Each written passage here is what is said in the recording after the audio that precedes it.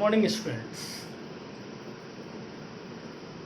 Class 8 में आज पहली बार क्लास ले रहा हूँ और काफ़ी इंटरेस्टिंग टॉपिक है फिजिक्स का। फिजिक्स आप लोग को मैं ही पढ़ाऊँगा। फिजिक्स में क्या है ना कि जो नेचर में होता है तो क्यों होता है, मतलब मज़ा आने वाला है, कुछ ना कुछ मज़ा है। मज़ा आने वाले के कहने का मतलब यह है मेरा कि अभी तक तो बहुत चीज़ ऐसा है ना कि आपके साथ होता है लेकिन आपको पता नहीं होता है। थोड़ा सा ब्रेन पे असर भी डालते हो कि आखिर क्यों हो रहा है, फिर कहते तो छोड़ो यार, जाने दो, हो रहा है होने दो, कोई टेंशन नहीं है। लेकिन ऐसा नहीं होता है, ऐसा तो बिल्कुल नहीं होता है। आपका ब्रेन कहीं ना कहीं किसी चीज़ को सोचने के लिए बाध्य होता है। बहुत ही क्रिटिकल आपका ब्रेन है और उस चीज़ को सोचते हैं, बहुत ही बड़ा ही अच्छे ढंग से सोचते हैं। आखिरकार फिजिक्स है क्या, ये तो आपको समझ में आती है कि फिजिक्स सर एक सब्जेक्ट है जिस सब्जेक्ट में हम मोशन के बारे में, फोर्स के बारे में वगैरह वगैरह आप कहते हो। लेकिन ये तो पूरी बात नहीं, ये तो अधूरी बात होगी। पूरी बात क्या होगी? फिजिक्स को अगर डिफाइन करना किया जाए तो कैसे डिफाइन किया? फिजिक्स होता क्या है और कैसे हम चीज़ों को समझेंगे, फिजिक्स के चीज़ों को हम कैसे समझते हैं, वो चीज़। जैसे आप अब बड़े हो गए हैं, बारिश के दिनों, अभी तो वर्षा के दिन अभी चल नहीं रहे, बरसात के दिन अभी चल रहे। कभी कभी आकाश से पानी भी गिरता है, बारिश की जो बूंद भी गिरता है वो भी गिरता है। और कभी कभी एक बहुत ही तेजी से लाइट चमकता है, वो भी आपने देखा है। और कभी कभी आप बहुत ही डरावना आवाज़ सुनते हैं। ये तीनों इवेंट अभी हाल फिलहाल में आप इनसे अभी गुजरते हैं, 2-4 दिन पहले या 5 दिन पहले इस इवेंट से आपने गुजरा हो। आखिरकार ये होता है तो क्यों होता है, क्या होने से की वजह क्या है, और ये चीज़ें कब तक होती रहेंगी और कब कब होंगी। आपका माइंड कभी आप बार बार सोचते हो कि जब जब वर्षा आता है तब तक ये बिजली कड़कता है, ये बिजली की चमकने की ये आवाज़ होती है। अच्छा, एक चीज़ और आप सोचते हो कि बताइए कि वर्षा का जो बूंद है वो नीचे की तरफ क्यों गिरता है भाई? तो बादल था तो ऊपर भी जा सकता है, जब स्पेस है, खाली है, पूरा खाली का खाली है, तो ऊपर भी जा सकता था। और आपका दिमाग कभी कभी उलझन में आ जाता है कि आखिर ऐसा होता क्यों। वास्तव में फिजिक्स तो उसी की स्टडी है कि ऐसा होता क्यों है। फिजिक्स दूसरा कुछ नहीं है, आपके नेचर में जो इवेंट होता है उसी की तो स्टडी है। चीज़ें क्यों यहाँ से वहाँ चली जाती हैं।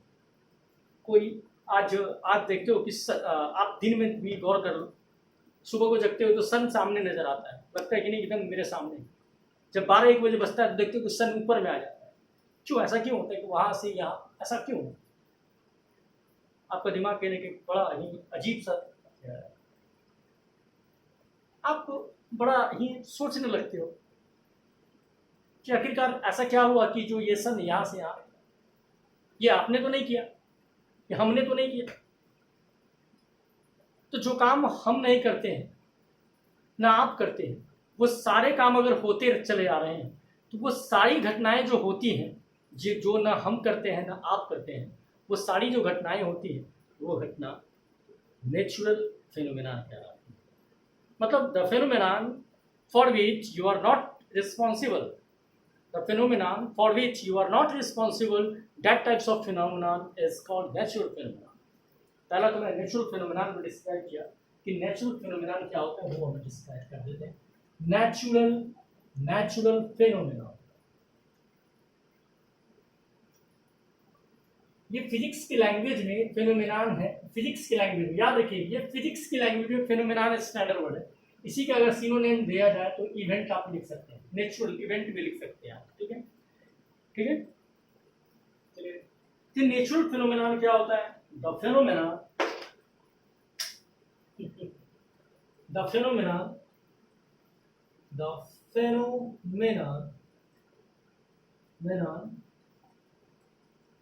for which for which we are not responsible.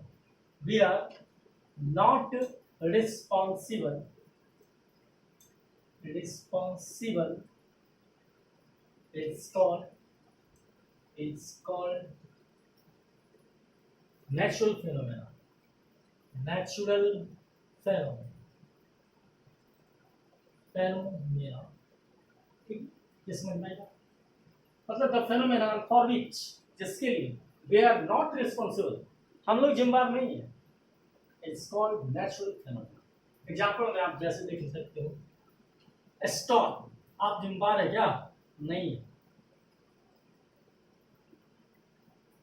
Cyclone, cyclones नहीं जिम्मेदार है। फ्लड्स, आप भी जिम्मेदार नहीं है। लाइटिंग मतलब क्या? बिजली का कड़कना। थंडर, थंडर आप जिम्मेदार नहीं। एक्सेप्ट, ये सारे जो फेनोमेना हैं ये जिम्मेदार रखते हैं। फॉलिंग ऑफ, एक और जोड़, फॉलिंग ऑफ रैन ड्रॉप,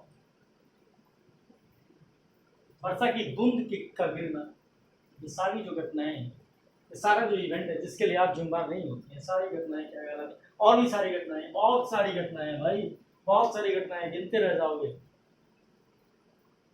तो ये सारी जो फेनोमेना होती है वो कहलाता है नेचुरल फेनोमेना। एक्चुअली में इसी की स्टडी तो फिजिक्स है। फिजिक्स है क्या? तो स्टडी का एक ब्रांच है जिसके अंदर हम लोग नेचर और नेचुरल फेनोमेना के बारे में स्टडी करते हैं। अब यहाँ पे बात आती है नेचर। नेचर का मतलब क्या होता है? नेचर का मतलब क्या होता है? नेचर, नेचर का मतलब होता है अंदर वाला, अंदर वाला गुण। अंदर वाला गुण, नेचर का मतलब क्या होता है? अंदर वाला गुण। तो भाई क्या बात हुआ, अंदर वाला गुण कहने का मतलब क्या हुआ? देखिए इसका तोड़ समझ में आ जाएगा। जैसे आपको मैंने कहा लिक्विड, लिक्विड का अंदर वाला गुण क्या है भाई? लिक्विड का अंदर वाला गुण क्या है? लिक्विड जब भी होगा स्प्रेड करेगा। क्या करेगा? स्प्रेड करेगा, मतलब क्या? फैलेगा। मतलब वाटर क्या होगा? वाटर फैलेगा, फैलेगा। आप कोई भी लिक्विड ले लो, जब नीचे डालते हो तो क्या होता है? वो फैल जाता है, वो उसका नेचर है। अब ग्लास में डालते हो, ग्लास के जैसा हो सकता है। बुकट में डालते हो, बुकट के जैसा हो जाता है। मतलब वो उसका क्या है? नेचर है, जो अपना अंदर का गुण है उसका। उस गुण के लिए ना ही हम और ना ही आप जिम्मेदार हैं, उसका अपने अंदर का है। ठीक है, आगे चलते हैं। अब सवाल आता है कि फिजिक्स तो इसी की स्टडी है, तो भाई फिजिक्स को डिफाइन किया जाए। तो फिजिक्स को अगर डिफाइन किया जाए, फिजिक्स को अगर डिफाइन करते हैं तो हम कह सकते हैं the branch of study, the branch of study in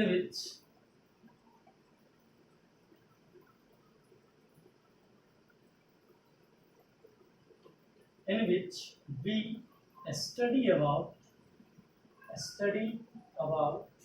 nature and natural phenomena. Natural phenomena.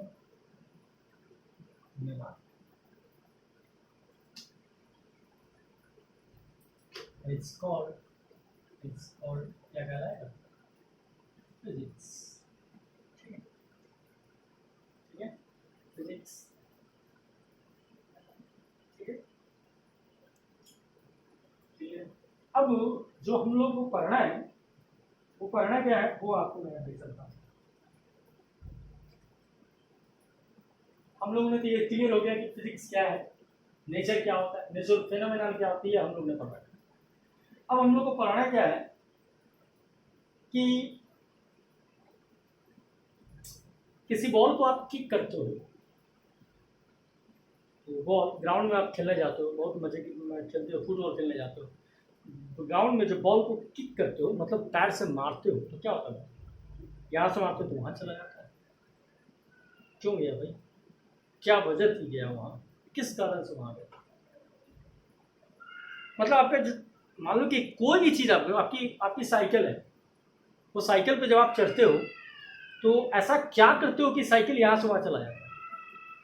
थोड़ा सोचो इसको, थोड़ा गौर लगाओ। जब आपके घर में बर्थडे पार्टी होता है तो बैलून लेते हो और बैलून को ब्राम कर दो, आवाज कर दो, फोड़ देते हो। ऐसा क्या करते हो कि वो बॉल बैलून ब्लास्ट कर जाता, आवाज करता? सोचो आखिरकार क्या होता है, ये चीज आखिरकार क्या कह रहा था?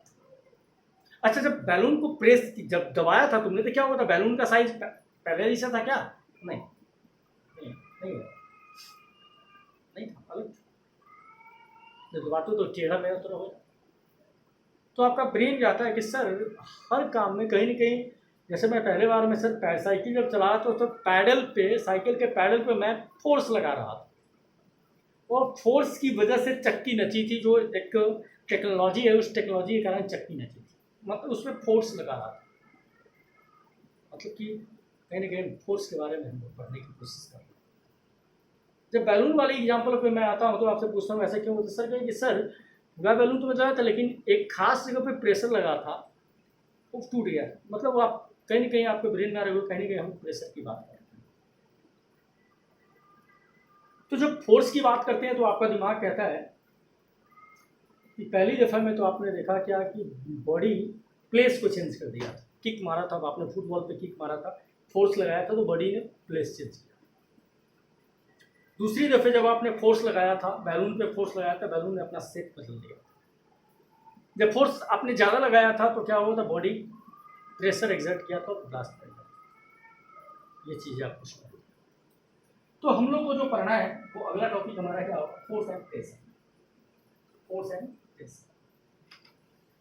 तो फोर्स के दो फैक्टर्स हो सकते हैं, एक पुल और दूसरा पुश। किसी बॉडी पे कैसे फोर्स लगाया जा सकता है? आपने पूछा है कि सर किसी बॉडी पे कैसे फोर्स लगाया जाए।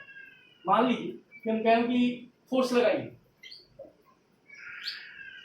मैं कहूँ कि exert the force on black board, तो आप क्या करो सर ये फोर्स मारो, ये करो, ये सर इसको, ये भी फोर्स। क्या मतलब हुआ भाई? दोनों को फोर्स क्यों कहा गया? बिल्कुल, दोनों स्थिति में बॉडी का शेप साइज चेंज हो रहा है, दोनों स्थिति में बॉडी प्लेस को चेंज कर रहा है। यानी हम इस नतीजे पे पहुंच गए, फोर्स क्या है? एक पुश भी है और एक पुल भी है। पुश को भी फोर्स का कहना उतना ही सही होगा जितना सही होगा पुल को कहना। गौर से सुनिए, पुश को फोर्स कहना उतना ही सही होगा जितना कि पुल को कहना। मतलब पुल को फोर्स कहना उतना ही सही होगा जितना कि पुश को कहना। मतलब बात यहाँ कॉन्सेप्ट ये आ रही है कि पुश और pull of an object is called force. क्या कर रहा है? फोर्स कर रहा है। ठीक है, when exert क्या होगा?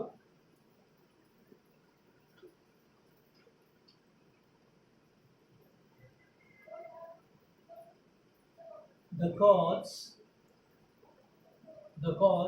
by which a body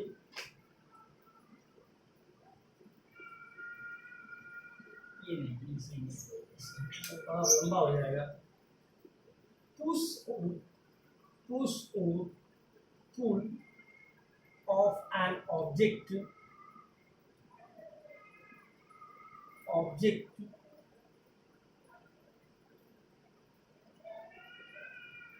either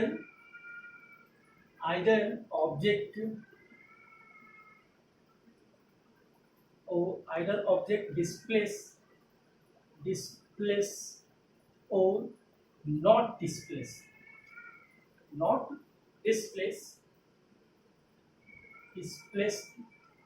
displaced। मैंने क्या कहा? पुश और pull of an object either object displace और नॉट डिस्प्लेस, मतलब किसी चीज को पुश करो या पुल करो, या तो बॉडी डिस्प्लेस होती है या बॉडी डिस्प्लेस नहीं होती है, इज कॉल्ड फोर्स। क्या कहलाएगा? फोर्स कहलाएगा। ठीक है, ये क्या कहलाएगा? Force. It's SI unit is Newton. It's SI unit, it is vector quantity. ये क्या है? Vector quantity. ये क्या है? Vector quantity. It is denoted by F, capital F.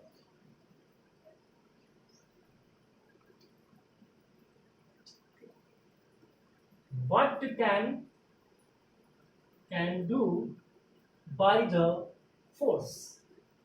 By the force से क्या क्या किया जा सकता है? क्या क्या हो सकता है? मतलब इसके लिए बॉडी को क्या क्या असर कर सकता है? What can do by the force? क्या हो सकता है? ये बात तो पहला क्या हो?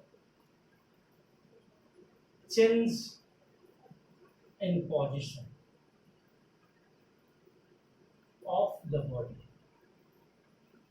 इसका फिगर देखो, जैसे ये बॉक्स है, ये आपका हैंड है, धक्का लगा पुश कर रहा है, ठीक? क्या हो गया? बॉक्स यहाँ से यहाँ, ठीक है, मतलब ये फोर्स आपने लगाया बॉक्स यहाँ से। दूसरा, change in shape and size of the body. जैसे आप सिंपल सा आटा ले लो, आटा समझते हो ना, घर में आटा जो गुथाता है, नहीं तो माँ को पहले लोइया बनाती है, उसको लोइया बोलते हैं, गोला गोला करती है, उसके बाद क्या करती है? उसको बेलने पे क्या कर देती? गोला एकदम पतला कर देती है। किस कारण से हुआ भाई? माँ क्या करती है? बेलने के दौरान उसको पुश करती रहती है, पुश करते करते, तो पुश करने के बाद क्या होता है? बॉडी का उसका जो था वो शेप बदल गया, यानी पुश से क्या होता है? बॉडी का शेप बदलता है, साइज बदलता है। क्या क्या था? गोला था, अब साइज कैसा हो गया? पहले क्या था? स्फेयर था, गोला था, स्फेयर था, ठीक है, अब क्या हो गया? सर्कल बन गया ना।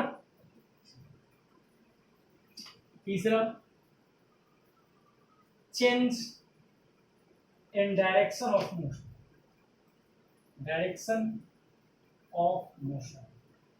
मतलब मोशन के डायरेक्शन को भी बदलता है, direction of motion of body के मोशन के डायरेक्शन को बदलता है।